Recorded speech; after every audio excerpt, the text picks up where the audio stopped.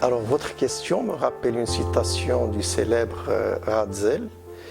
Il disait que chaque État est une parcelle de l'humanité et une portion du sol.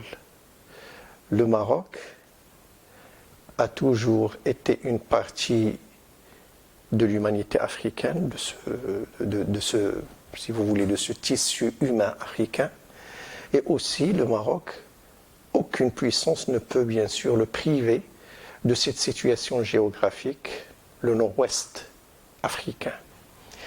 Cela veut dire que depuis les années 90, le Maroc a entamé un autre processus de réconciliation avec bien sûr son identité africaine.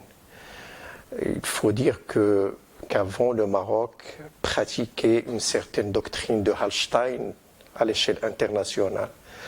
À chaque fois qu'il y avait bien sûr le problème du Polisario, le Maroc était obligé de mener une rupture avec l'État qui reconnaissait le Polisario. Aujourd'hui, ce n'est plus le cas. Le Maroc, il a pu mener une diplomatie de contournement des conflits avec tous les pays qui tournaient dans le cercle algérien. Et aujourd'hui, on assiste à un changement radical au niveau de la diplomatie en Afrique. Il faut dire qu'au niveau de l'humanité, aujourd'hui, le Maroc, et depuis 2013, il a mené une politique publique nationale migratoire. Elle est bien sûr citée même dans les annales des Nations Unies comme une certaine nouveauté. Et c'est une politique qui a tout d'abord le caractère et la qualité humaine. Et c'est une politique qui a pu alléger beaucoup de souffrances, surtout concernant les ressortissants des pays subsahariens. Et c'est une politique, on peut dire que, bien sûr, il traite la problématique de la migration du point de vue humanitaire et non pas du point de vue tel que les Européens ont toujours, bien sûr, entamé, d'un côté. D'un autre, on sait aussi que, point de vue culturel, le Maroc était toujours le lieu de pèlerinage de plusieurs zaouïas qui ont tissé à travers l'histoire avec le Maroc des relations exceptionnelles. On peut bien sûr citer à titre d'exemple chaque année le feu Hassan II lorsqu'il organisait les Doros Hassani, il y avait beaucoup de ulama africains qui donnaient bien sûr des leçons et qui était écouté par tout le monde. Le Maroc, bien sûr, c'est le lieu qui a permis à ces leaders religieux d'être reconnus par le monde entier. Donc, il me semble que ce que le Maroc a entamé depuis les années 90 est une réconciliation qui a plusieurs dimensions. Qui a la dimension culturelle, la dimension diplomatique, la dimension humaine et ainsi de suite. Mais il faut dire que c'est un changement, très important. Aujourd'hui, l'Afrique considère que le Maroc, bien sûr, est le pays qui, bien sûr, qui est, si vous voulez, qui est le lien incontournable avec l'Europe. Si on prend en considération les infrastructures routières existantes au Maroc et bien sûr qui sont considérées comme projets fondamentaux pour le Maroc, aujourd'hui même les pays africains, que ce soit au niveau des investissements, que ce soit au niveau des marchandises, passent à travers le Maroc d'une manière aisée et dans de très bonnes conditions, que ce soit au niveau sécuritaire, que ce soit au niveau de la logistique. Donc, pour le Maroc, c'est un changement radical vis-à-vis de l'Afrique en général.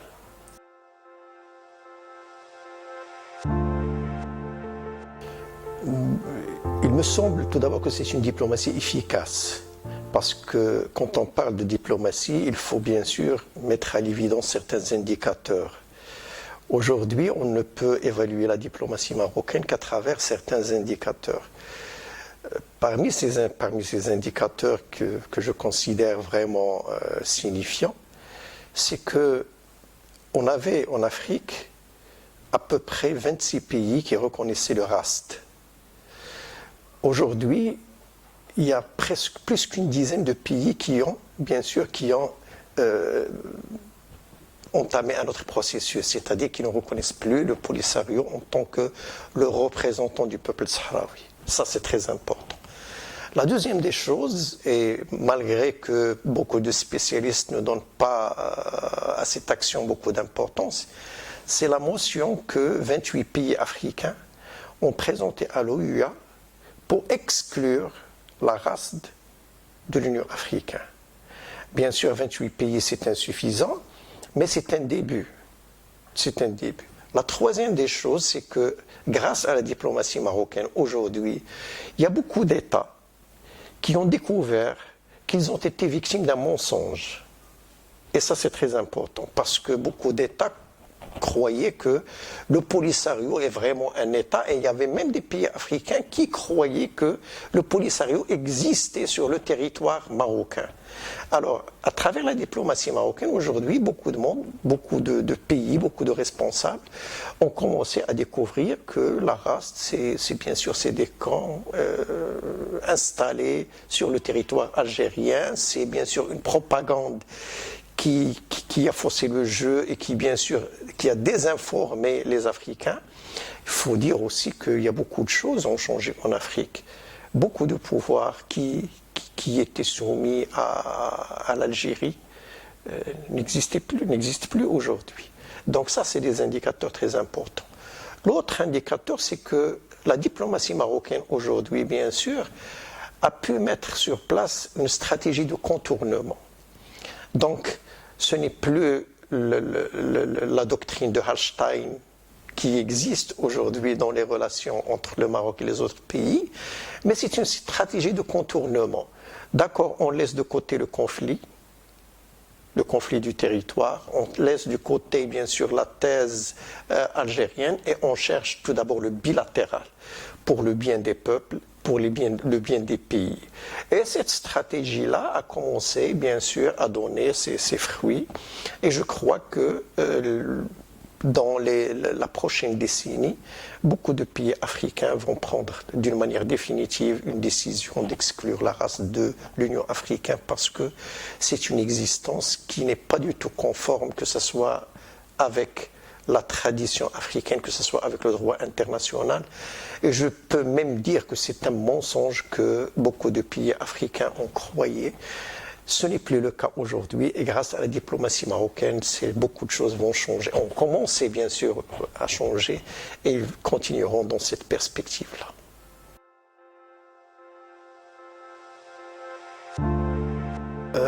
Aujourd'hui, les Africains, après le retour du Maroc à l'Union africaine, et après bien sûr les voyages que Sa Majesté a effectués à une quarantaine de pays africains, les Africains ont commencé à changer cette idée sur le Maroc. Avant, c'était toujours le pays qui donnait l'importance à son territoire d'abord, et il plaçait les intérêts africains en deuxième lieu. Aujourd'hui, il découvre une autre réalité. Il découvre un pays qui est tout d'abord prêt à partager, et c'est très important, à partager avec eux tout. C'est un pays qui ne demande rien en contrepartie, parce que, comme vous le savez, en général, lorsqu'il s'agit des relations internationales, c'est toujours donnant. Par contre, le Maroc a entamé une autre génération de relations internationales qui, bien sûr, qui a commencé à partager avec les Africains, parce que tout d'abord, qui ne sont pas seulement des partenaires, mais il y a beaucoup d'éléments fondamentaux pour ces relations. Il ne faut pas oublier aussi que la Constitution de 2011 considère comme impératif la consolidation des relations de solidarité et de coopération avec l'Afrique, surtout avec les pays subsahariens et les pays du Sahara. C'est très important. Toutes ces réalisations ont bien sûr mais aidé le Maroc à entamer de nouvelles relations diplomatiques avec les pays africains. Mais aujourd'hui, les Africains, découvert une nouvelle réalité. Tout d'abord, comme je viens de le dire, c'est un pays qui est prêt pour partager tout, c'est un pays qui est à l'écoute, c'est un pays qui répond toujours le premier présent lorsqu'il s'agit de conflits ou de catastrophes africaines, et c'est un pays qui a ouvert les bras aux Africains. Il ne faut pas oublier que, tout d'abord, aujourd'hui, il y a des milliers d'étudiants africains qui sont boursiers et qui effectuent leurs études au Maroc. Aujourd'hui, aussi au Maroc, il y a beaucoup de jeunes Africains en quête d'emploi et qui mènent une vie aujourd'hui au Maroc. Comme des citoyens, ils ne sont privés de rien, ils jouissent de tous leurs droits. Donc ça, c'est très important. Mais à travers l'histoire, il ne faut pas oublier que le Maroc était toujours le berceau des mouvements nationaux libéraux. Même Nelson Mandela a passé par le Maroc et il avait trouvé un soutien énorme au Maroc. Donc aujourd'hui, le Maroc, comme je viens de le dire, c'est le pays, il est considéré comme le premier investisseur en Afrique de l'Ouest. Il est considéré comme le deuxième investisseur en Afrique. Il est considéré comme une puissance africaine comme l'Afrique du Sud et le Nigeria. Donc le retour du Maroc a permis tout d'abord de l'Afrique à se réconcilier avec elle-même. Et c'est très important parce que si on prend la carte géographique de l'Afrique et on prend le nord-ouest de l'Afrique, c'est pratiquement inconcevable qu'un pays qui occupe cette situation tellement importante pour la géostratégie et qu'il soit exclu de l'Afrique. Sans le Maroc, l'Afrique perd beaucoup. Mais aussi, il faut dire que sans l'Afrique, le Maroc, il n'est pas du tout en parfaite harmonie avec son identité, avec sa culture.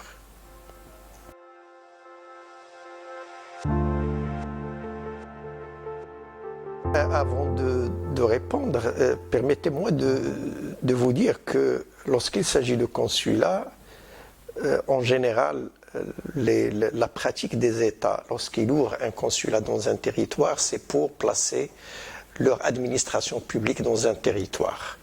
Le consulat, il a toujours comme mission, c'est bien sûr de soutenir, d'accompagner, de protéger, de défendre les citoyens d'un pays, qu'ils soient de passage ou qu'ils soient résidents dans un pays d'accueil.